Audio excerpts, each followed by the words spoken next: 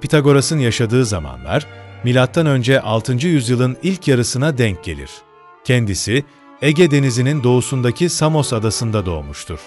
Ancak bölgedeki siyasi kargaşa ve özgür düşünceye kapı aralamakta güçlük çeken yönetim yapısı nedeniyle, daha verimli bir entelektüel ortam bulmak amacıyla İtalya'nın güney kıyılarına göç etmiştir.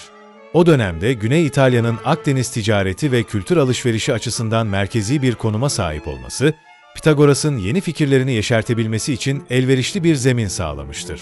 Pitagoras'ın, gençlik yıllarında uzak bölgelere seyahat ettiği ve özellikle Mısır ile Babil gibi büyük medeniyetlerden etkilendiği yaygın bir görüştür. Bu coğrafyalardaki astronomi, matematik, tapınma ritüelleri ve mitolojik inançlar, onun düşünce dünyasının zenginleşmesine katkı sağlamıştır. Bu deneyim birikimi, sonradan kuracağı felsefe topluluğunda hem dini ritüellerin hem de bilimsel araştırmaların iç içe geçmesine yol açmıştır. Güney İtalya'daki Kroton kentine yerleşen Pitagoras, burada hem felsefi hem de dini yönü olan tarikat benzeri bir okul kurmuştur. Bu topluluk, matematik, müzik, astronomi ve ahlak gibi farklı alanlarda yoğun çalışmalar yürütmüş, üyeler arasındaki sıkı disiplin ve gizlilik ise Pitagorasçılara ayrı bir kimlik kazandırmıştır. Topluluğa katılmak isteyenlerin bir takım inisiyasyon süreçlerinden geçmesi, grubun öğretilerini dış dünyadan saklama arzusuyla birleşince, bu okulun hem ilgi çekici hem de sır dolu bir yapısı ortaya çıkmıştır. Pitagorasçılığın en fazla hatırlanan ilkesi, evrenin özü sayılardır şeklinde özetlenebilecek inanıştır. Onlara göre, doğadaki tüm ilişkileri ve hareketleri ifade etmenin ve anlamanın en ideal yolu, sayısal oranlara başvurmaktır. Bu bakış açısı, yalnızca geometri ya da aritmetik için geçerli olmayıp, müziğin armonik yapısından gezegenlerin devinimine kadar her şeye uygulanabilir bir prensip olarak kabul edilmiştir. Modern eğitim dünyasının vazgeçilmez bir parçası olan Pisagor teoremi, bu okulun adını günümüze taşıyan başlıca unsurlardandır. Her ne kadar bu teoremin ilk kez tam olarak kimin tarafından keşfedildiği tartışma konusu olsa da, sistematik bir ispatla kayıtlara geçirenlerin Pitagoras ve çevresindeki düşünürler olduğu düşünülmektedir. Sayılarla kurulan bu geometri bağlantısı, onların evrene dair metafizik iddialarının da önemli bir dayanağını oluşturur. Bir diğer hayranlık uyandıran keşif, müzikal seslerin ardındaki matematiksel oranların fark edilmesiyle ilgilidir. Pitagorasçı geleneğe göre, bir telin uzunluğu kısaldıkça veya uzadıkça, o telden çıkan sesin frekansı belirli bir orana göre değişir ve bu oranlar evrensel bir düzenin göstergesidir. Sferaların müziği denilen kozmik bir inanç da buradan doğmuştur. Gezegenlerin ve yıldızların hareketlerini, tıpkı müzikteki armoni gibi belirlenmiş matematiksel oranlarla ilişkilendirerek, evrende tam bir uyum olduğu düşünülmüştür. Bu anlayış, antik dönemden itibaren hem astronomide hem de metafizikte uzun süre varlığını korumuştur. Pitagorasçılar, ruhu ölümsüz kabul ederek ölümden sonra başka bir bedene geçtiğini savunurlardı. Bu inanç, onların günlük yaşam pratiklerini ve beslenme alışkanlıklarını da derinden etkilemiştir. Özellikle et tüketmekten kaçınmaları, ruh göçü inancının bir yansıması olarak görülür. Bu etiğimsi yön, Pitagorasçıların ahlaki öğretilerinin de temelini oluşturur. Çünkü yalnızca insan ruhu değil, hayvan ruhunun da çeşitli bedenler arasında dolanımda olduğuna inanılmıştır. Pitagorasçı topluluk, katı kurallarla yönetilen bir cemaat yapısına sahipti. Öğrenciler, çoğu zaman yıllar süren bir sessizlik yemini ile topluluğa dahil olur. Bu süreç boyunca öğretileri sorgulamadan özümsemeye çalışırlardı. Aynı zamanda, iç grup ve dış grup üyeleri arasında bilgi seviyesi farkı bulunurdu. İç grup üyeleri gizli öğretilere vakıfken, dış gruptakiler çoğunlukla temel bilgilere erişebilir ve daha geniş anlamda yayılan felsefi fikirleri öğrenebilirlerdi. Güney İtalya'da giderek güç kazanan Pitagorasçılar, politika sahnesinde de etkili olmaya başlayınca, zamanla yerel yönetim ve halk katmanlarıyla çatışmalar yaşamıştır. Kimi kaynaklara göre bu siyasi sürtüşmeler, Pitagorasçılara karşı yürütülen şiddetli bir muhalefetin doğmasına ve nihayetinde okulun merkezinin zarar görmesine neden olmuştur. Bazı anlatımlarda, Pitagorasçıların binalarının kundaklandığı, topluluk üyelerinin kaçmak veya saklanmak zorunda kaldığı aktarılır.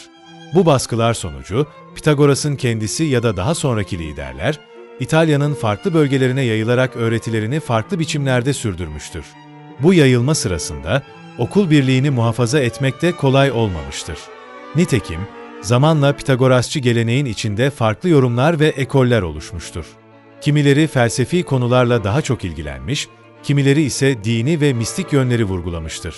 Aynı zamanda siyasi arenada Pitagorasçı etkiler azaldıkça grup bir süre kabuğuna çekilmiş ve entelektüel faaliyetlerini daha içe dönük biçimde devam ettirmiştir. Pitagorasçılığın orijinal yapısı, kurucusunun ölümünden sonra tam anlamıyla sürdürülemese de, düşünceleri ve yöntemleri sonraki yüzyıllarda Platon başta olmak üzere birçok filozofa ilham vermiştir. Bilhassa sayısal temel ve matematiksel oranlara verdiği önem, Antik Yunan düşüncesinde hakim olan doğa felsefesi ve ontoloji anlayışını derinden etkilemiştir. Sonraki dönemde, özellikle Roma İmparatorluğu döneminde ve Orta Çağ'da Pitagorasçı fikirlerin izini sürmek mümkün olmuştur. Bunlar, mistik ve dini akımların içine işleyerek, bazen dönüşüme uğramış bazen de farklı kavramlarla harmanlanarak varlığını sürdürmüştür. Bu topluluk içinde ahlaki erdemlere büyük önem verilirdi. Konuşma, davranış ve düşünce bakımlarından sürekli bir öz gözlem halindelerdi. Örneğin, güneşin doğuşundan önce uyanmak, belirli müziklerle zihni sakinleştirmek ve günün sonunda öz eleştiri yapmak gibi ritüelleri olduğu söylenir. Bu pratikler, hem zihinsel hem de bedensel disiplini güçlendiren birer yöntem olarak görülmüş, evrendeki uyumun insan yaşamına yansımasını sağlamayı amaçlamıştır. Pitagorasçı topluluklar, mal paylaşımı ve ortak yaşam düzeniyle dikkat çekmiştir. Kaynaklara göre, üyeler kişisel mülklerini okulun kullanımına açar ve gelirlerini ortak bir havuzda toplarlardı. Bu uygulama, hem manevi arınma hem de topluluk içindeki kardeşlik bağını pekiştirme amacı güdüyordu. Bu tür bir paylaşım pratiği, Pitagorasçıların yalnızca entelektüel değil, aynı zamanda toplumsal ve etik bir proje yürüttüklerini gösterir. Antik Yunan toplumunda kadınların felsefi topluluklarda aktif yer alması yaygın değildi. Buna rağmen Pitagorasçı okulda, kadınların da eğitim alabildiği ve çeşitli konularda söz sahibi olabildiği bilinmektedir. Bu yönüyle, Pitagorasçı geleneğin nispeten ilerici bir toplumsal anlayış sergilediği söylenebilir. Efsanelere göre Theano adındaki bir kadın, Pitagoras'ın eşi ya da öğrencisi olarak bu toplulukta önemli bir konuma sahipti. Kadın üyelerin varlığı, okulun o dönem için alışılmadık bir anlayış benimsediğine kanıt olarak gösterilmektedir.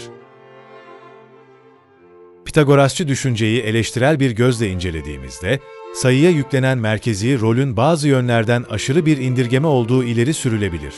Aristoteles'in yaptığı eleştiride olduğu gibi, evrendeki çeşitliliği yalnızca sayılar üzerinden açıklamaya çalışmak, fenomenlerin maddi ve duygusal boyutunu göz ardı edebilir.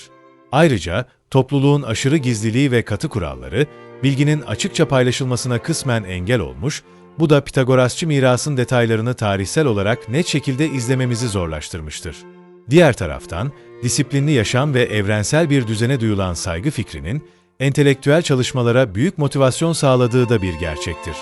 Gizliliğe rağmen matematik, müzik ve astronomi konusundaki çığır açıcı yöntemleri, kadim dünyanın düşünce yapısını şekillendirmiş ve sonraki büyük filozoflara kıymetli bir miras bırakmıştır. Bugün geldiğimiz noktada, Pitagorasçılığın sadece eski bir felsefi mektep değil, aynı zamanda kolektif yaşam, ahlak felsefesi ve bilimsel araştırmanın kesişim noktasını temsil eden bir hareket olduğunu söyleyebiliriz. Ruhun ölümsüzlüğü ve bedenden bedene geçişi gibi kavramlar, çağdaş bilimin ölçütleriyle doğrulanamasa da pek çok manevi ve ezoterik akıma esin kaynağı olmayı sürdürmektedir. Pitagoras ve topluluğunun bıraktığı izler, antik çağdan başlayarak modern çağa kadar uzanan geniş bir düşünsel yelpazeyi kapsar. Bir yanda sayıların evrendeki her şeyi anlamanın anahtarı olduğunu düşünen bir matematik tutkusu, diğer yanda ruhun ve ahlaki erdemin geliştirilmesine yönelik yarı mistik bir öğreti vardır. Bu iki yönlü yaklaşım, onları dönemin diğer felsefe ekollerinden büyük ölçüde ayırır. Hem entelektüel derinlik hem de spiritüel ve etik vurgular taşıyan Pitagorasçılık, Platon'dan yeni Platonculara, Orta Çağ ilim çevrelerinden Rönesans aydınlarına kadar geniş bir etki alanı oluşturmuştur. Okullar kapandıktan ve topluluk dağılmaya yüz tuttuktan çok sonra bile Pitagorasçı fikirler, farklı coğrafyalarda farklı yorumlarla yaşamaya devam etmiştir. Bu durum, kökleri sağlam olan bir düşünce geleneğinin, yüzyılları aşıp kendini yeniden üretme kapasitesine işaret eder. Sonuç olarak, Pitagorasçılık, felsefe tarihinde sadece Pisagor teoremi ile tanınan bir matematik akımı değildir. Aksine, sayıların kozmik düzeni keşfetmede bir araç olduğunu, ruhun ölümsüz ve sürekli dönüşüm halinde bulunduğunu ve insani erdemlerin sıkı bir disiplinle pekiştirilebileceğini savunan bütüncül bir yaklaşımı temsil eder. Böylece bizlere, antik dönemde bile insanın hem aklı hem de ruhu ile evrene nasıl anlam katmaya çalıştığını anlatan eşsiz bir örnek sunar. Bu öğretiler, asırlar geçtikçe yeni form ve yorumlar kazanmış olsa da, temelinde yatan tüm varlığın sayılar aracılığıyla açıklanabileceği fikri ve etik yaşamla evrensel uyumun sağlanabileceği ideali, bugün de felsefi ve manevi tartışmalarda önemini korumaktadır.